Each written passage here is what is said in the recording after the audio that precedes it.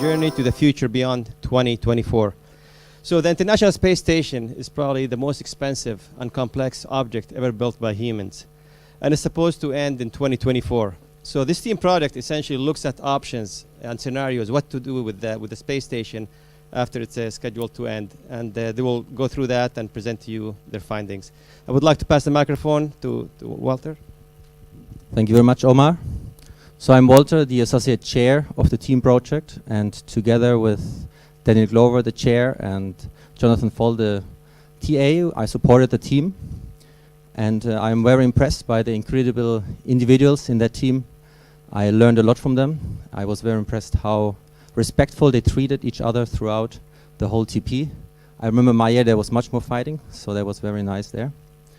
So the future of ISS, that's the future of space. And we all have an emotional connection to that. And we are aware that there's many challenges involved in that. So the TP has put together a beautiful story, elaborating on those challenges. And I want you now to sit back, relax, and enjoy the show.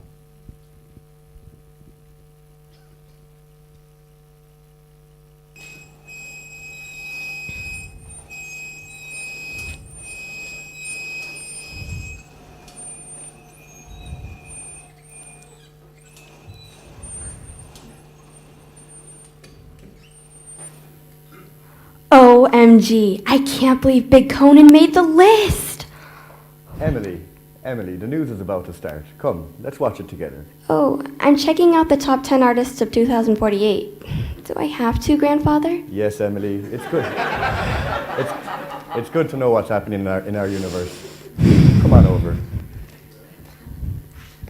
Play news.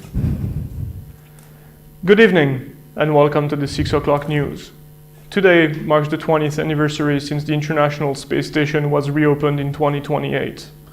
The ISS has had a remarkable journey since the end of the last century and has played a great role in the progression of human presence in space. Back in 2024, it has been decided to repurpose the ISS once it reached the end of its contract. Instead of deorbiting the spacecraft, its original mission has changed, and it took 4 years to build the dual station we have today. In 2028, the new ISS began its journey to the future through cooperation and innovation. Grandfather, what's the International Space Station? Well, it's a space station that was first launched into outer space back in 1998, long before you were born.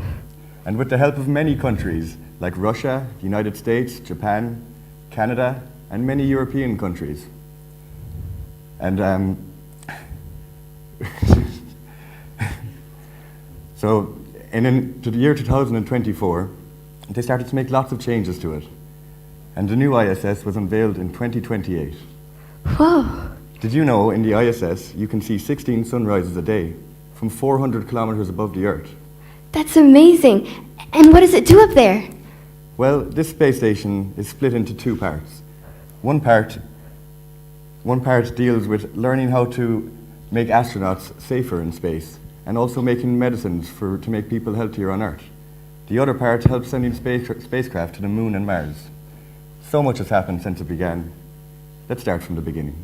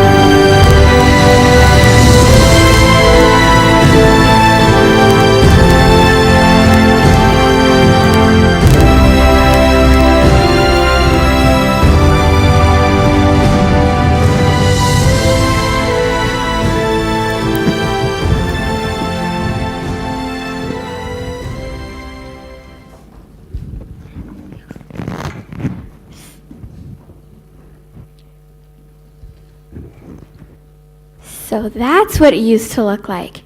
And what happened after 2024? Slow down.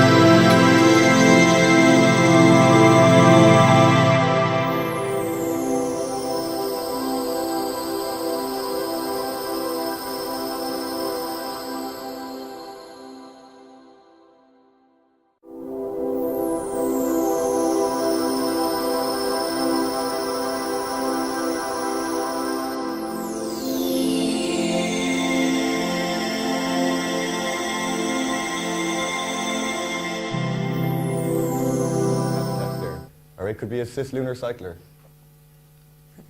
What if we use the ISS for asteroid mining? We could bring the raw materials to the International Space Station, convert them into things that we need, like propellants or for manufacturing purposes. Very good. Oh, I like the manufacturing idea. We could process raw materials, manufacturing structured components for the ISS, and create a spaceport assembling hub. Fantastic suggestions. Great job.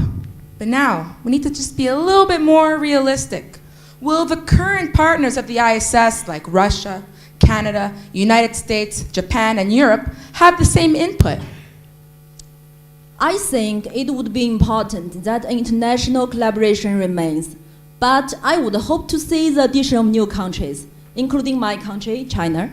It could also help reduce the financial burden on the other partners if more countries got involved. And building on that, current trends do show there's a geographic shift expected in the space sector over the next decade. The current space powers will have to take into account the rise of emerging spacefaring nations in the industry. Very good point. So now let's look at all the suggestions that we came up for the repurposing of the ISS. Space hotel, space debris removal, dedicated research facility, manufacturing, mining. How are we going to come up with the funds for these ideas? Well, with the space hotel, the tourists pay for the space station. We can take a lot of those funds and use it to help supplement the agencies. And with a refueling depot, space agencies and the commercial sector could be paying customers. Yes, definitely, Giorgio. It can be done through public-private partnerships. The private sector can leverage the space station for manufacturing activities in space to produce stuff that can be used in space or on Earth. Studies have also shown that products like fiber optics have much more superior quality when produced in space rather than on Earth. With the space research facility, we can create pharmaceuticals or use it for the development of stem cell technology or tissue engineering. Big pharma could get involved. There's also lots of opportunity for private companies. Oh, how about crowdfunding, a Kickstarter campaign? Yes, Dara, but the problem with that is, although it will give an initial boost of funding, it won't be enough to sustain the running of the facility and the maintenance of the structure over a long period of time. Well then, what about doing some type of a space lottery, where people can buy a ticket and have a chance at winning a trip to space? These are all fantastic ideas. I am so impressed. This is going to be grand. I am keen on all the ideas that actually help benefit humanity and create opportunities for the young generation. This is exciting.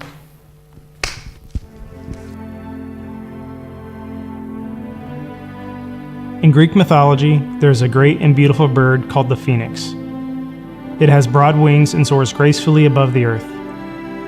When its life comes to an end, the phoenix sacrifices itself and is reborn from its own ashes. The Chinese Buddhists have a similar bird in their legends. Their phoenix uses fire to cleanse the hatred and unhappiness from the mortal world, exchanging its life for the peace of all.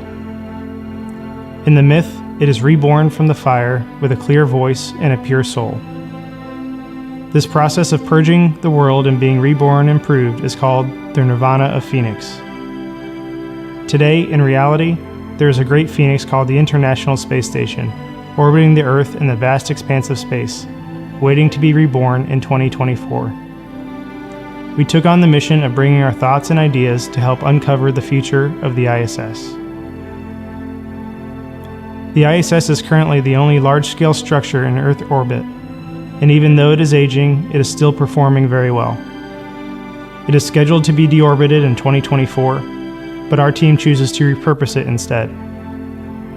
Repurposing the ISS will open up possibilities for the future of human exploration. The costs associated with maintaining such a station in orbit require new political collaborations and legal framework. Spin-offs from the creation of the ISS are contributing to various fields down on Earth and will continue to do so in the future. It is not only a space engineering marvel, but also an opportunity to reflect on how to develop human interactions and society, how to continue or even expand international cooperation, and how to make progress together in a hostile and competitive world. The ISS is a platform that helps us broaden our vision of the cosmos and expand the definition of ourselves. it becomes a part of the entire human species rather than just one of many countries. Our project is aligned with the International Space University's philosophy. It is interdisciplinary, intercultural, and international. There are 28 participants from 15 countries, different cultures, and different backgrounds. The technical aspect is considered together with legal, economic, as well as the human elements of such a project. As in the myth, this fundamental change will not just be a modification of the ISS, it will be a renewal. We hope the future of the ISS will be a lighthouse for human advancement, prosperity, and cooperation. We hope it will be the nirvana of ISS. The nirvana of ISS. The ISS is the most complicated structure ever built. It's also one of the most expensive ever built, at estimated cost of $150 billion. TPISS decided to take on the role to determine what to do with the International Space Station besides deorbiting it into the Pacific Ocean in 2024. The ISS is a great representation of what we can do when instead of saying, how can we do it? Or instead saying how we can do it, instead of we can't do it. When we consider things like the technical aspects, the economic aspects, the political aspects, these are all very complicated systems. But instead, we said how.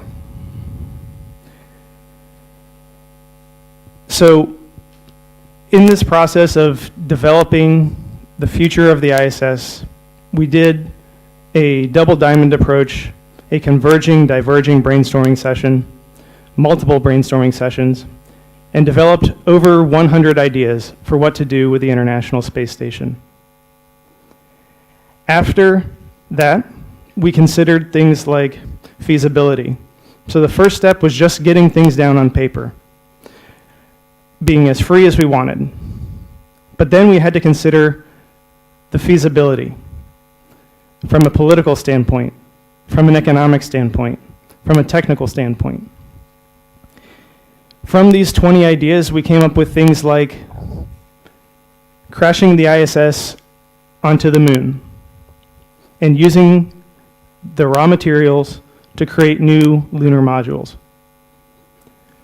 We also considered things like creating a space hotel.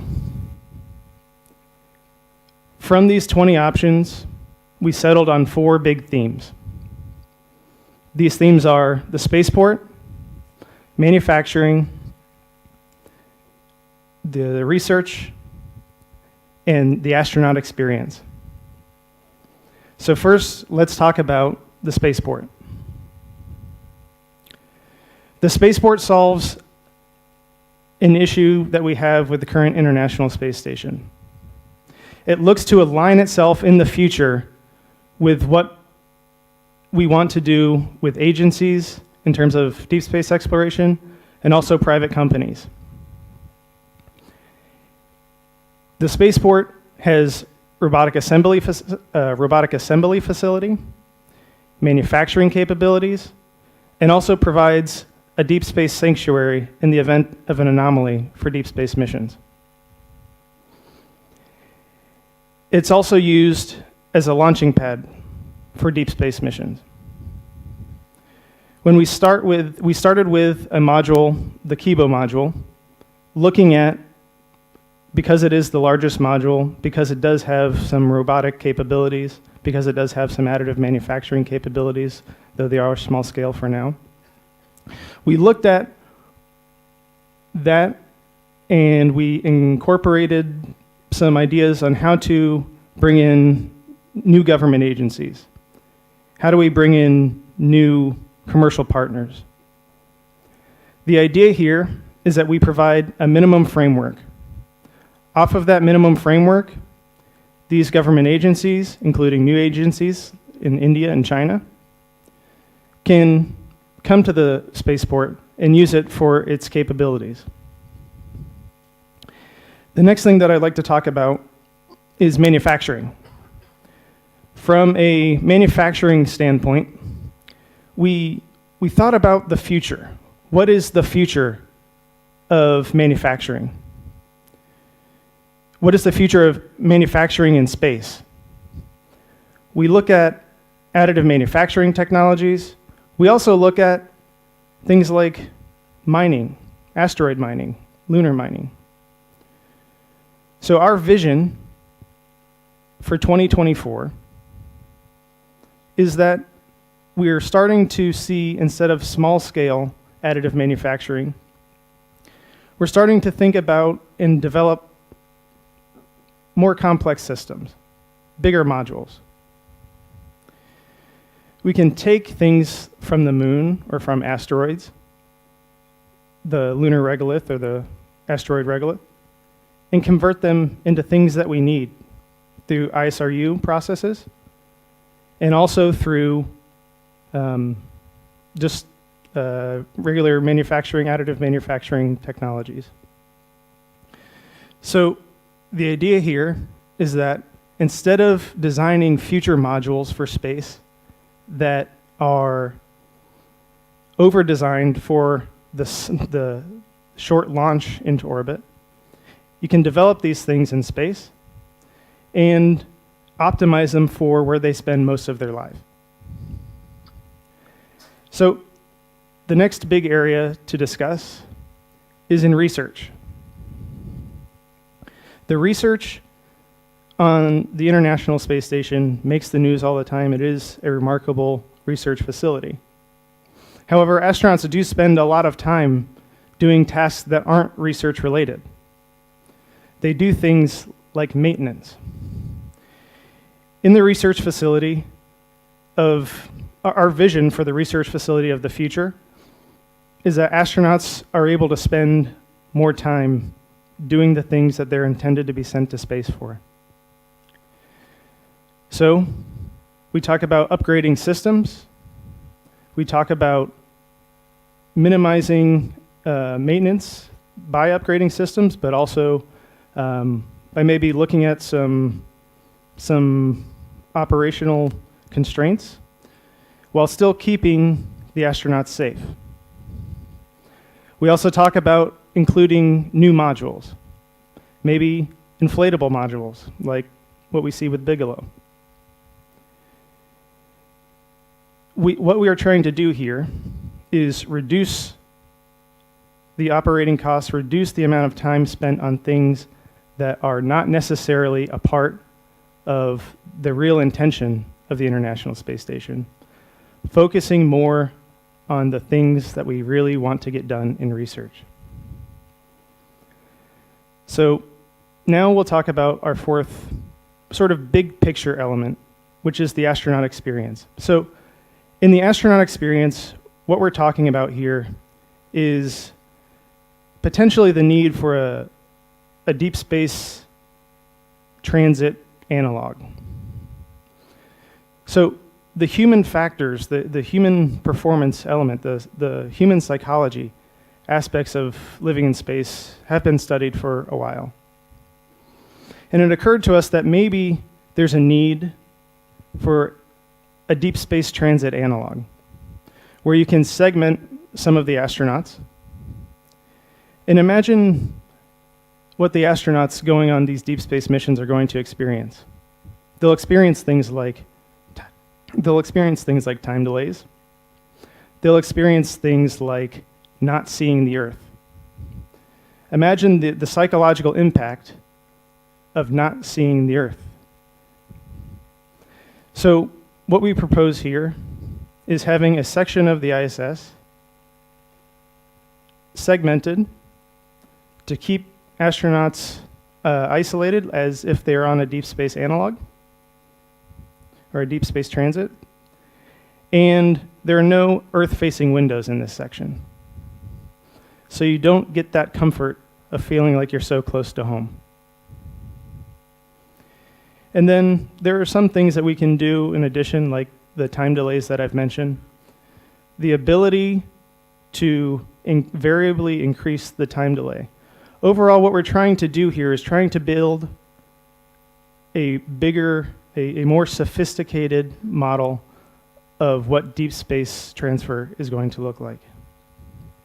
And in that way, I'm confident that we will learn more about the psychological effects of deep space. So now let's talk about how we're going to get there.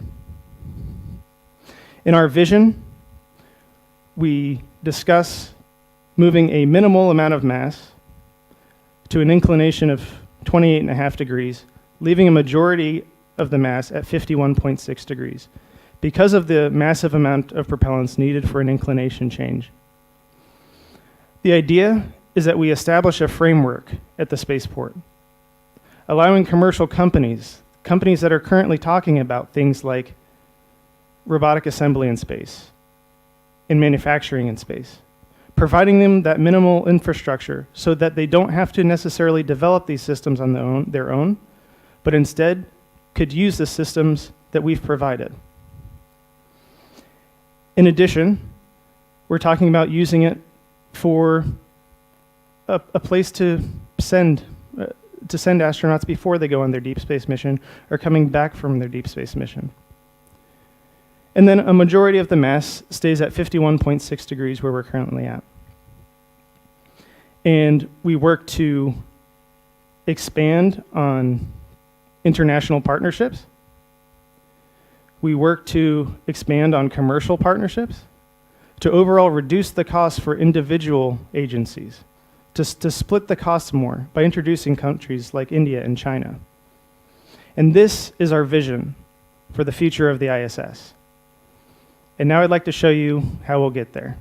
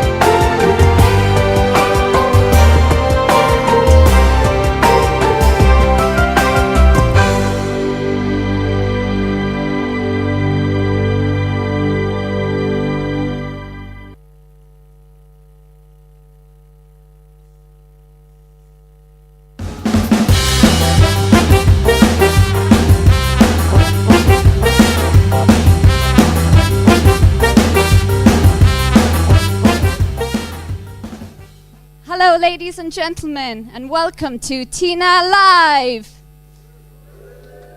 Thank you. I'm Tina Myers, and if you joined me last week on the show, we were lucky enough to have the inspiring story of the Astropreneurs and their journey. And tonight we're going to continue that space theme by talking about the repurposing of the ISS. Tonight is August 29th, 2029, exactly 1 year since the International Space Station was unveiled and repurposed. We are lucky enough to be joined by some guests who've actually been involved in that repurposing. And I would like to introduce my first guest, who was involved in the design of the repurposed of the new spaceport. From India, Prantik Chowkamarty. Ladies and gentlemen, a round of applause, please.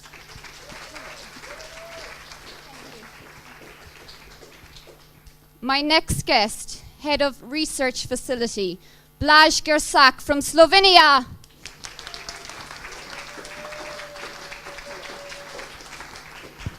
And finally, last but not least, the lovely Tess Svensson from Sweden, in charge of Head of Communications and Research.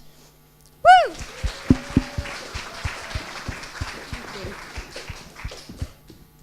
Now, before I talk to my lovely guests here, We have an opportunity to talk to some astronauts tonight, and it's going to be some live glimpses of the spaceport. So astronaut Cesar Augusto Serrano, head of operations, and his colleague, astronaut Sunel Barvaval, who is in charge of operations, will be joining us live from the spaceport. We are just going to try and connect with them at the moment.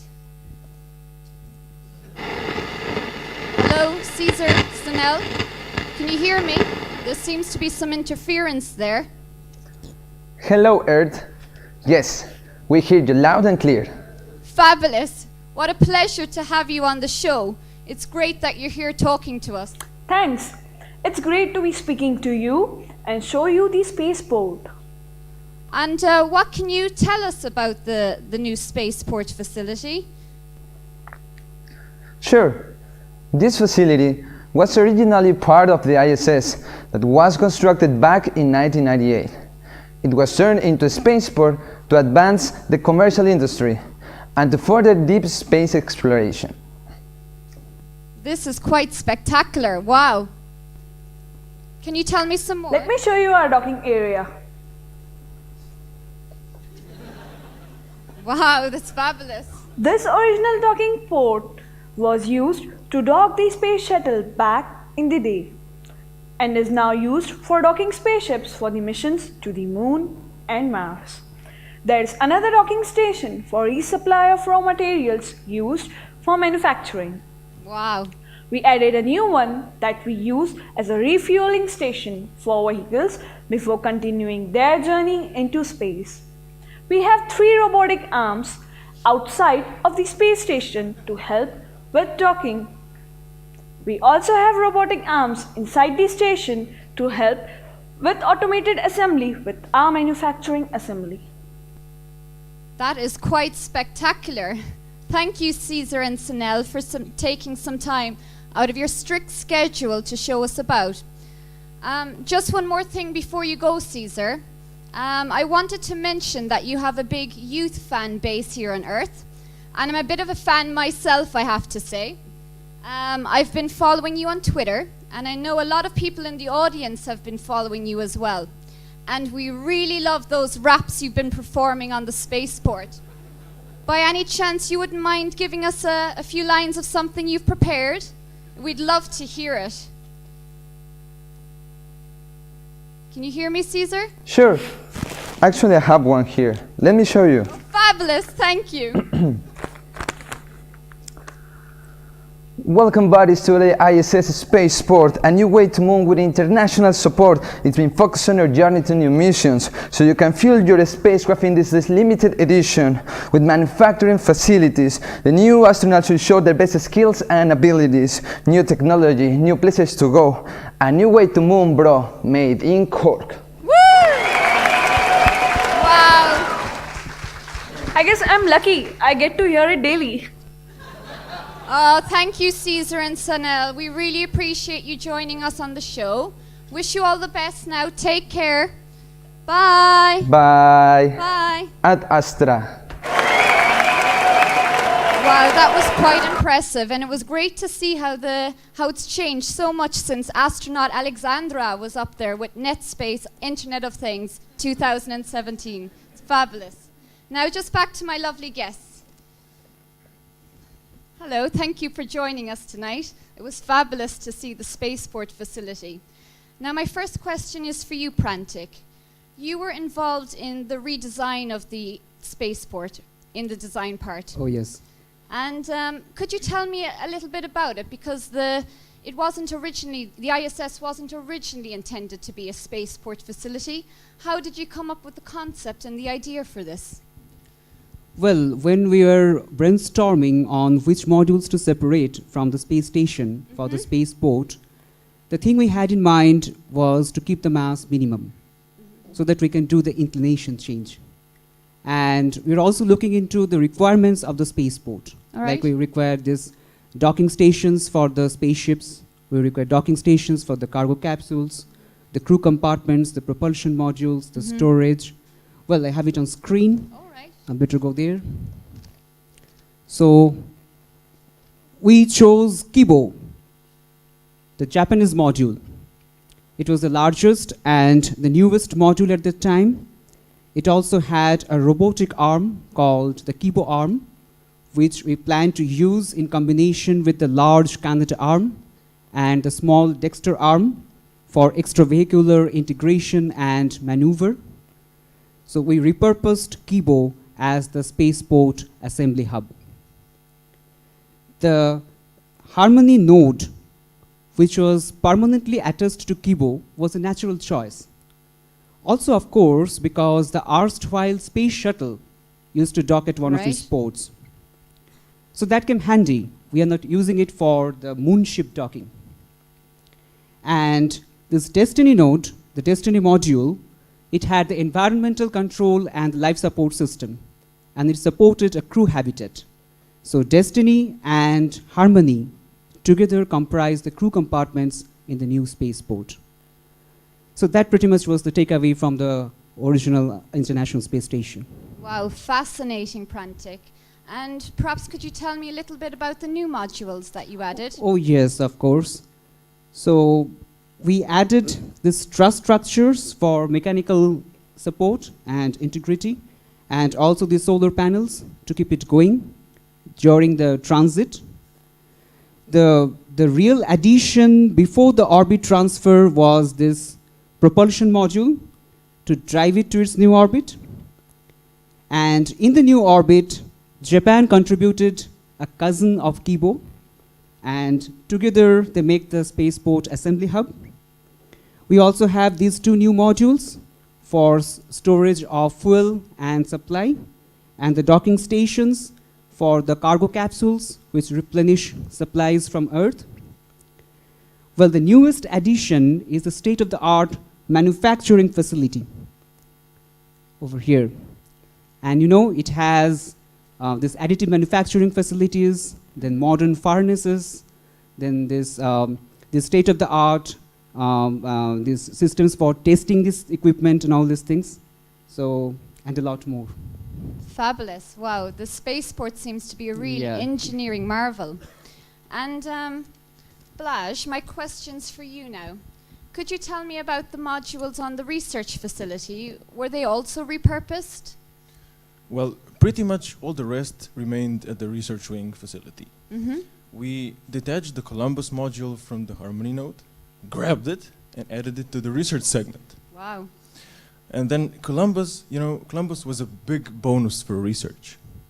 We repurposed it as a dedicated microgravity research lab, and we are now running experiments on stem cells and fluid physics there. Wow, that's spectacular. And could you tell me a bit about some of the research that you're currently carrying out there? Oh, but certainly. You know, for years, researchers have been investigating stem cells, which are responsible for rejuvenating tissues with fresh new brain cells. For medical applications, however, for curing diseases and such, we require huge numbers of those cells. And currently, we have no way of manufacturing or growing them on the planet's surface. However, on the research station, we are currently investigating if microgravity can accelerate the growth process.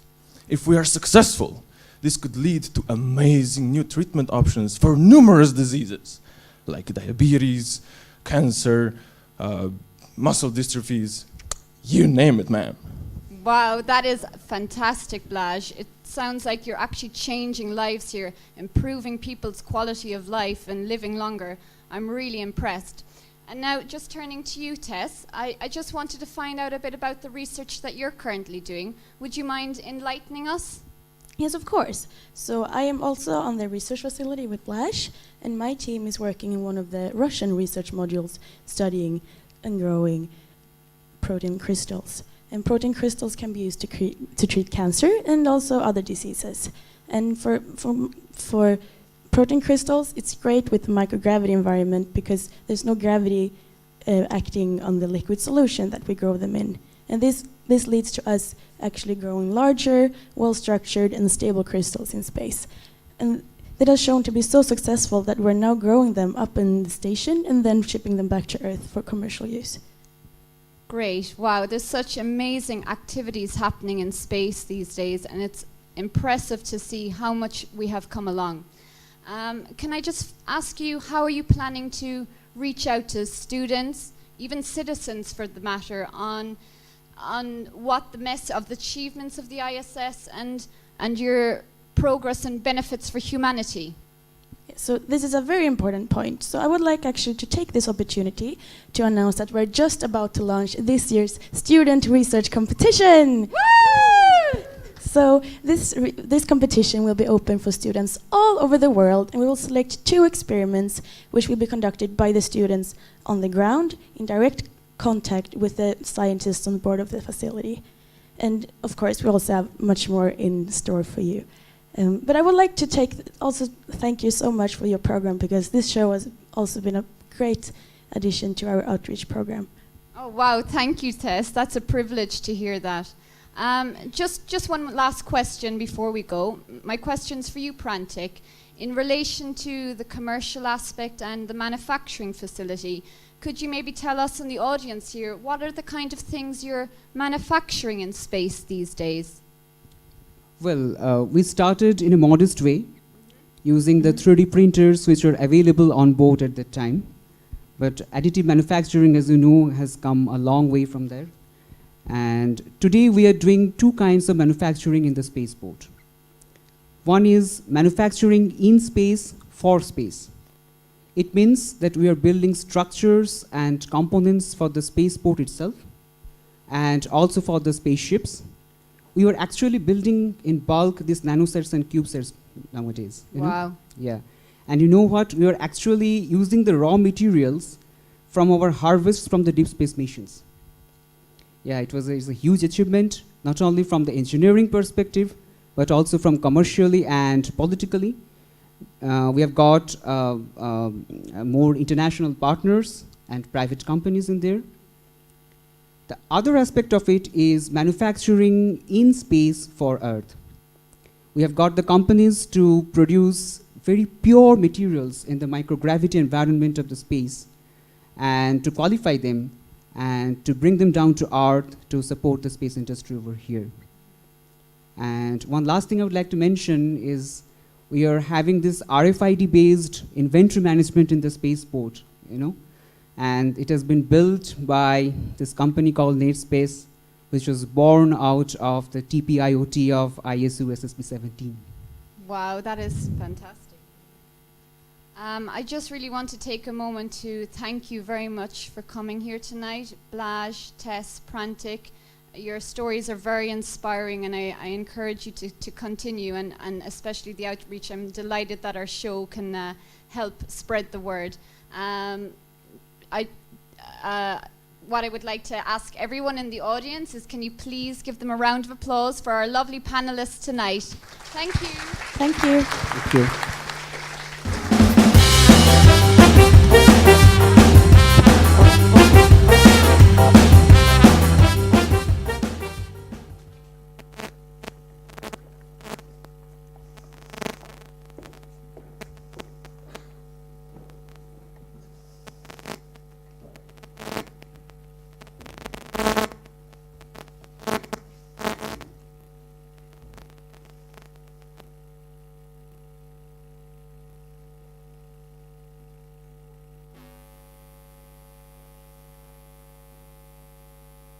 Sputnik, the moon landing, Hubble, the dual ISS. Today, we are celebrating a new milestone, the 50th anniversary of the International Space Station and the 20th anniversary of its successful repurposing.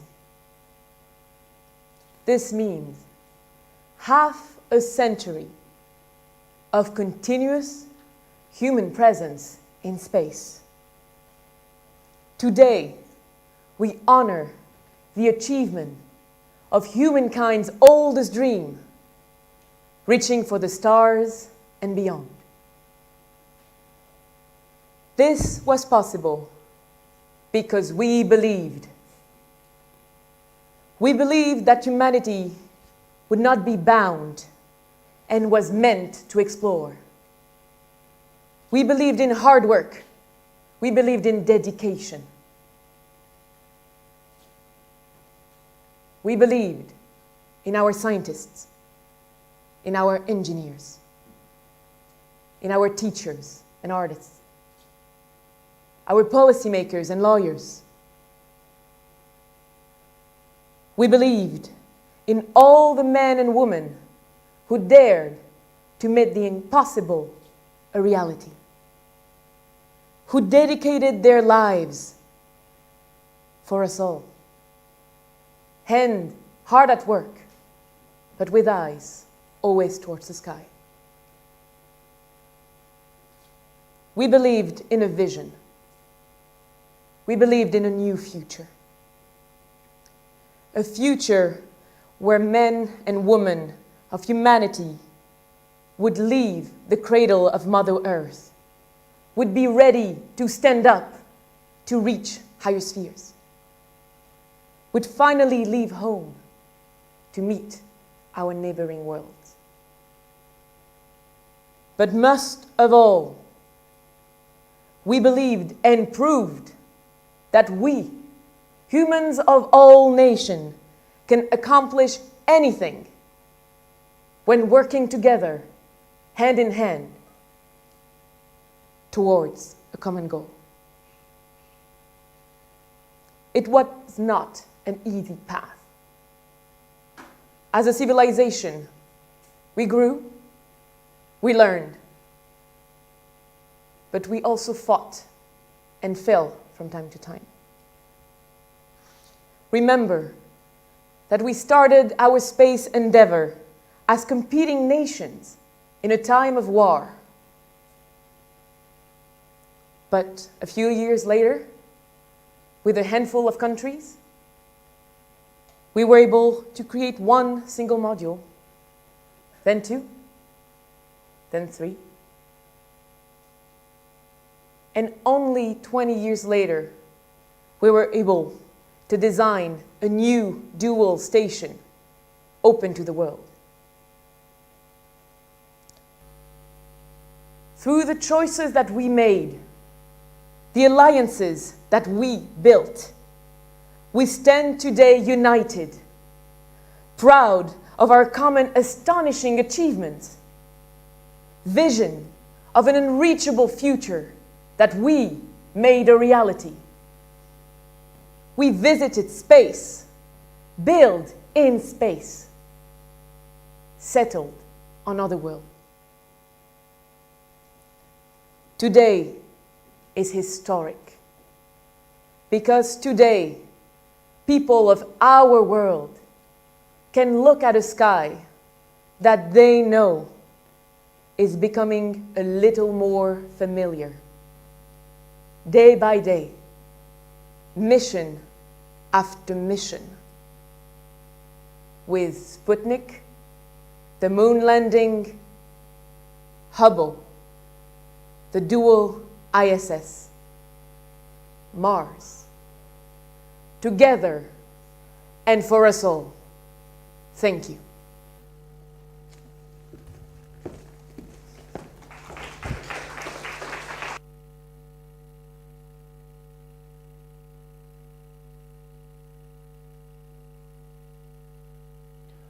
Secretary General Adagi of the United Nations delivering her speech from the UN headquarters in New York City. The 103rd session of the UN General Assembly is today marking the momentous occasion of the dual ISS anniversary. What a powerful speech by Secretary General Adagi. What a journey. 20 long years and we saved the ISS from being drowned into the ocean. It was such a challenge. It was a challenge to split it. It was a challenge to send a spaceport into its new orbit, to convince the world to include new nations. We weighed up all the options and the best ones prevailed. We did it.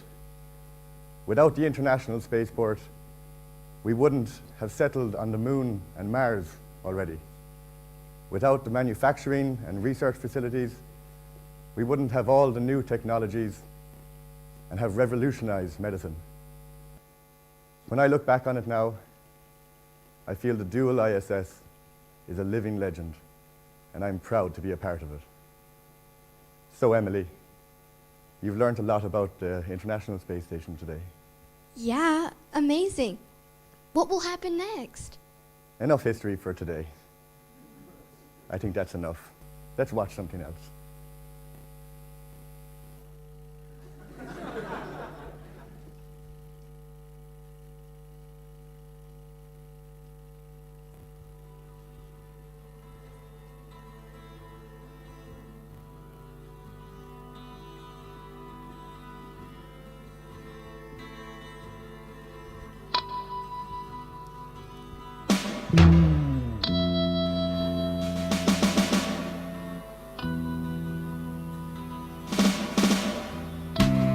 Ground control to Major Tom.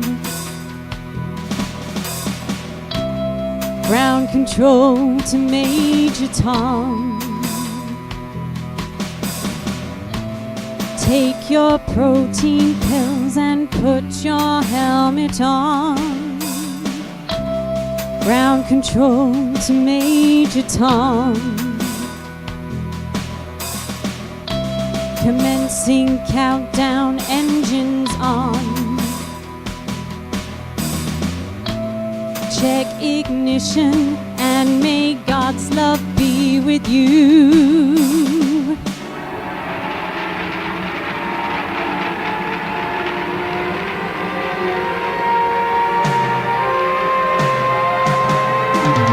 This is ground control to Major Tom. You really made the grade, and the papers want to know whose shirts you wear. Now it's time to leave the capsule if you dare. This is Major Tom to ground control. I'm stepping through the door. And I'm floating in a most peculiar way. And the stars look very different today. For here am I sitting in a tin can, far above the world. Planet Earth is blue, and there's nothing we can do.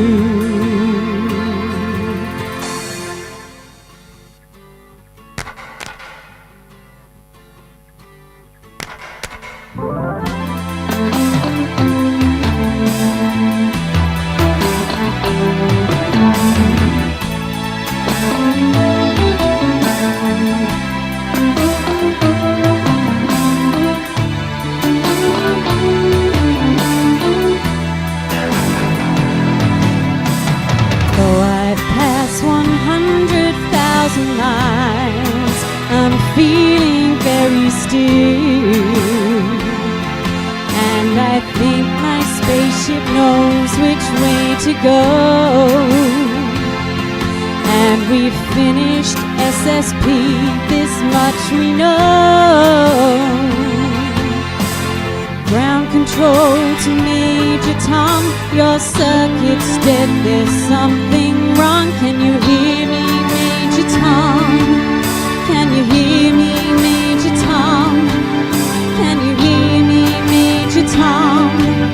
Can you hear? Am I sitting in a tin can, far above the world? SSP is through, but there's more that we can do.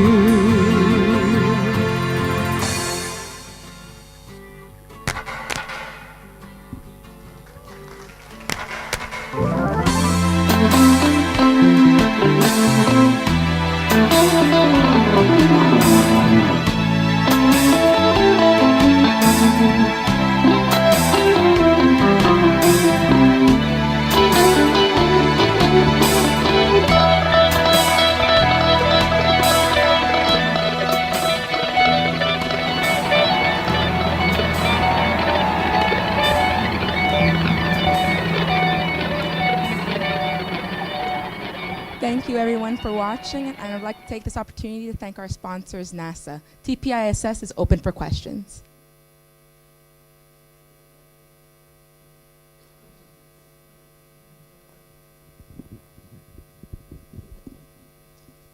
All right, so we have a question online from NASA headquarters from Sam Shamimi.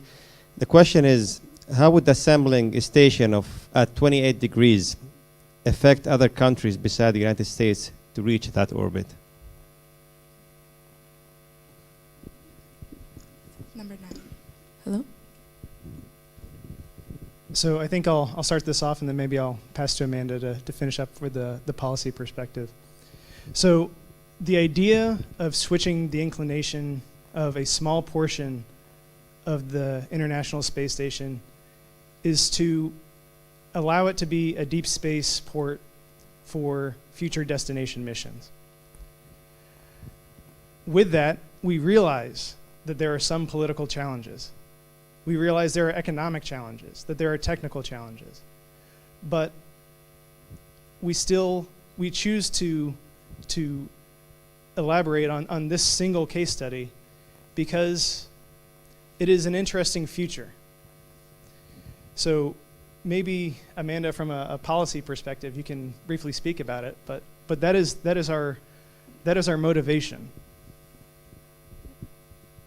So part of our goal, no matter what the outcome of our case study was here, was to include more countries in our future solution for the ISS. And one way in which to do that is to build upon the framework that currently exists that links all of the government partners together. And this framework has provided the basis for which, or through which all countries have operated since the beginning of the ISS program.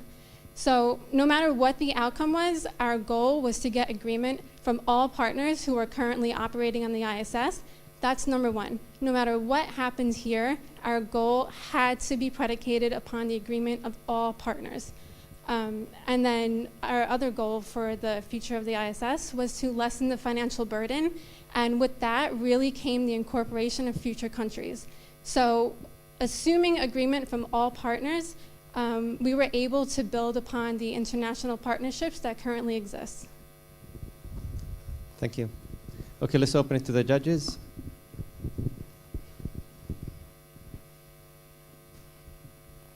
I indeed very much appreciated the way you brought this up. I hope you can also convince the policy makers with your show. That would be an enormous advantage. I would like to look a bit at a marketing angle, and one thing I have to say, I saw it a few times. I even heard the SSP director saying it.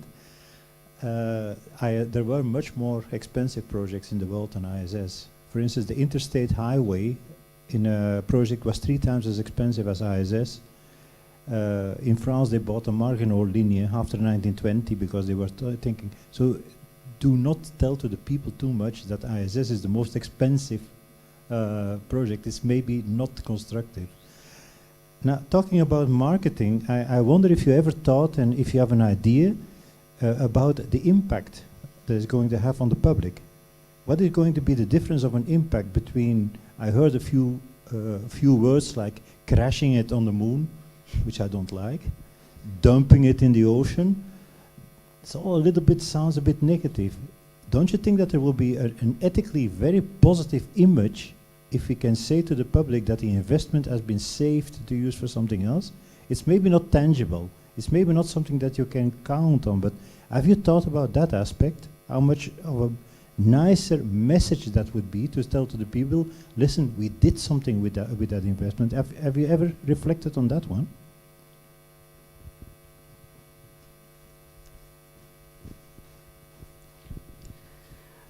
Well, thank you for the question. I think we explored all the possible futures of the ISS, not only the more promising ones, but also the negative ones, so that we do justice to what we are doing. So crashing on the moon and using the scrap, the raw materials, and building a moon habitat over there was one of the options. But in the end, we got ourselves aligned with the global exploration roadmaps of the major countries that we have right now, and the spaceport, we think, is a way in that direction. Thank you.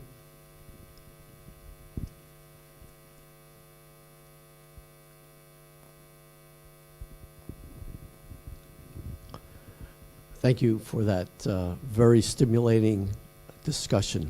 Having spent 10 years of my life working on the ISS, it's great to envision futures for it. I have another question from NASA headquarters, from the ISS program. So why 2 stations and why separate orbits for those 2 stations? A very basic question.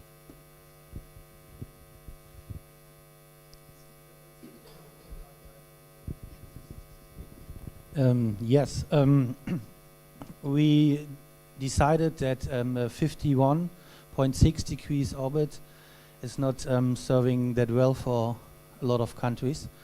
So the idea was to splitting it in 2 orbits, one at 28.5, which is the same as Kennedy Space Center, and the other one at 50.6 is for launching from Russia, for example. So yeah, in the end, that was also part of the idea to bring the spaceport also to 28.5 degrees, because it would be aligned with going to the moon. So that was part of it. So we had the idea with the spaceport from the going to the moon side and also launching from the Earth and bringing up more opportunities, and splitting it in 2 sections basically gives both options. Still launching from Russia and also launching from lower inclinations, because the inclination change takes a lot of fuel, and doing this all the time was nothing we considered to be a good solution for the future. Thank you for that. I will reserve my right to ask one more question, but I will turn it back to Omar for others. Yes.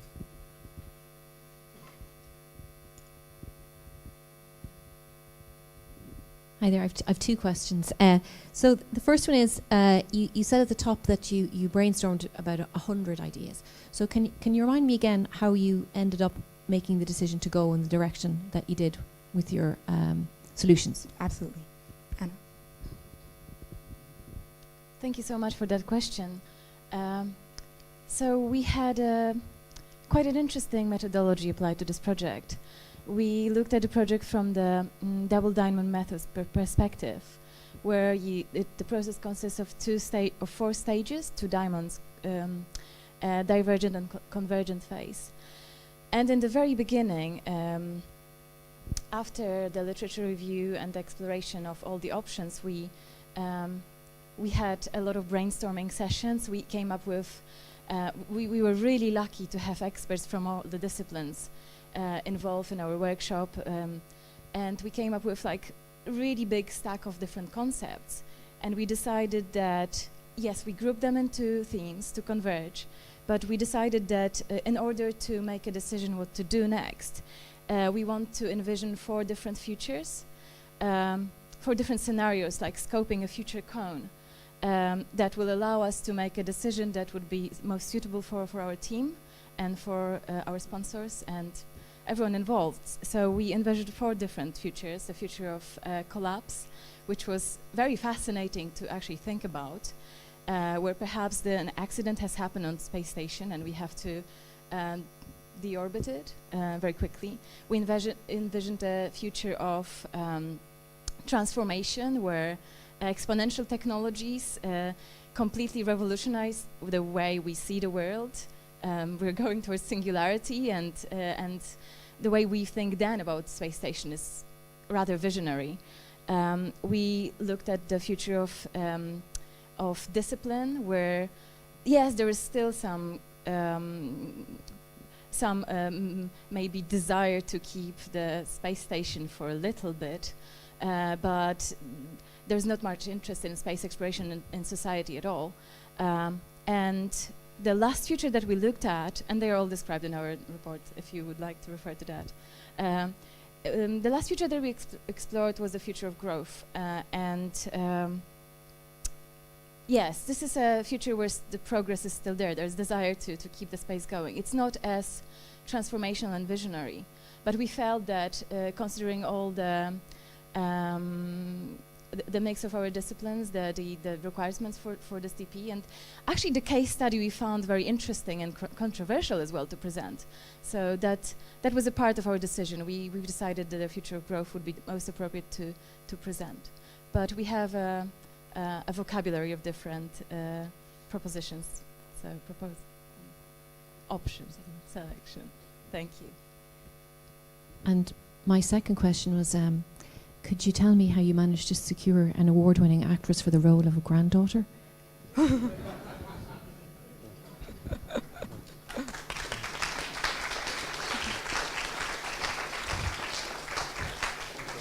Sophia is fantastic, and we're really happy that she participated with us in this presentation. We couldn't have done it without her, so thank you.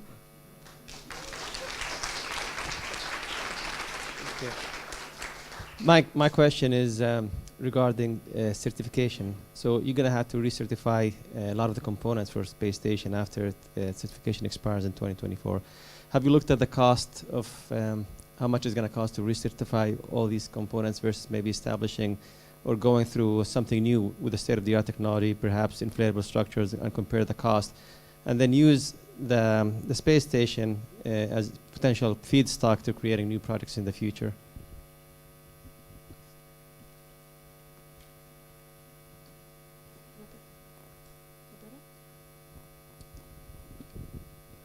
So we realize that the things that we are proposing are a little bit out there. We were also asked that we come up with new ideas. And so, sure, there are certain things that we have to make sure that we consider. Things like recertification and the safety of the astronauts. This exercise was very much about, to us, in a lot of ways, was more about the options. We spent a lot of time in options and some time also developing a single case study. When you narrow your focus down to like really look at things like a true cost-benefit analysis of repurposing as opposed to building new structures in space and everything that goes into it, there's you have to, at some point you have to figure out what is the real benefit in that. At this point we're talking 7 years in the future or even farther in the future. And so you have to make decisions on what assumptions are you making? Are those assumptions really valid? And we do realize that there are some challenges in terms of costs and recertification and all of that. But that was the cost aspects of it is one of the many things that we had to look at. And so the single case study that we presented here is really only one step in the larger design process. And what we wanted to take away, we did do feasibility studies where we looked at costs and we estimated costs associated with each of the options. But really understanding the most sophisticated machine ever built and really understanding what those costs is a real challenge.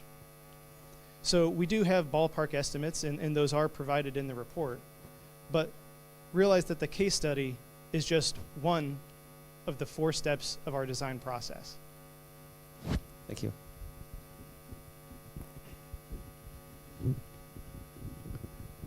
So just to follow up on Omar's question and a nice response there, I appreciate that. It would seem to me that there will likely be elements or parts, so to speak, that do not fit nicely into one or the other scenario if this were to play out, and could well become feedstock, so to speak, or raw material as the concepts of 3D printing, adaptive assembly, adaptive manufacturing advances. And in fact, just for information, there is a team project for ISU master's class of 2019 that looks at how far can one go in 3D assembly from in space, you know, aside from transporting human beings from the Earth. But what else could you make full components, full satellites, etc., just in the 3D analogy? So that's just a comment for the crowd. But I do have one final request to make a statement from the director of the International Space Station at NASA in Washington. And he says, please express my wonderment on their presentation. Very creative and inspirational. That's from Sam Shimami, the director of ISS.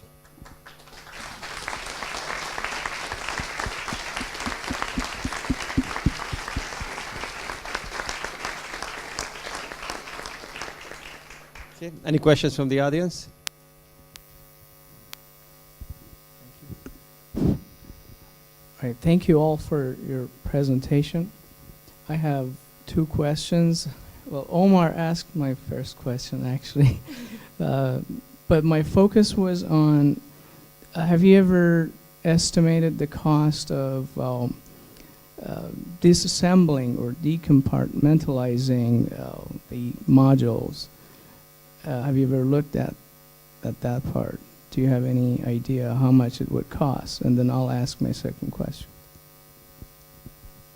Well, we looked at numerous arrangements on how we were going. We were thinking of moving certain modules and leaving them behind with the research facility.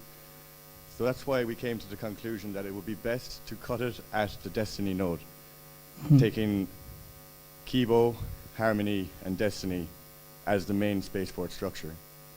That way we would minimize the reorganization. But also we took 2 of the solar arrays for the transit and a section of the truss, which was going to have to be upgraded in 2024 anyway. But no, unfortunately, we didn't actually go into the detailed costs of maneuvering different modules and reconfiguring the whole station. Okay. I hope that answers your question. Yes, that's very good. Also, my second question, forgive me if you addressed this, or maybe I missed it, but have you considered using one of the modules as a platform for sending tourists to the moon, or aligning it with the inclination of the moon? Have you looked at it? Or is this something that you might consider using it for commercializing the space tourism? You talked about 2 things. One is that for the moon, and another is space tourism. So we considered the space tourism aspect from the perspective of a space hotel, using the ISS as the space hotel. But both from the commercial perspective, because the amount of investment that goes from the private companies and the private-public partnership now in the present scenario, and the running cost of the ISS, which now amounts to close to $5 billion per year. So that doesn't seem to be a viable option. And the second thing is that it doesn't align with the growth future that Anna was talking about. So although we considered it, we did not keep it, the space tourism aspect. But the spaceport is actually meant for these moon ships and Mars ships and all the deep space missions, so that eventually the idea is that these ships will never return to Earth. They will be docked on the spaceport on the return, so that we eliminate the need of building large rockets to carry large spaceships beyond Earth's gravity. Yeah, okay. Hi. I just wanted to say, amazing presentation, guys. This was super entertaining and informative. During one of the sections, when you mentioned all of your brainstorming work, I feel like you guys sort of may have played it safe in regards to the wacky ideas you had. So I thought I'd give you a chance to choose one. What was your most crazy brainstorming idea? The most out of the... Turning the ISS into a pirate ship. Yes. Thank you. Oh, one more from Anna. My absolute favorite. Imagine the future of transformation, where anything is possible.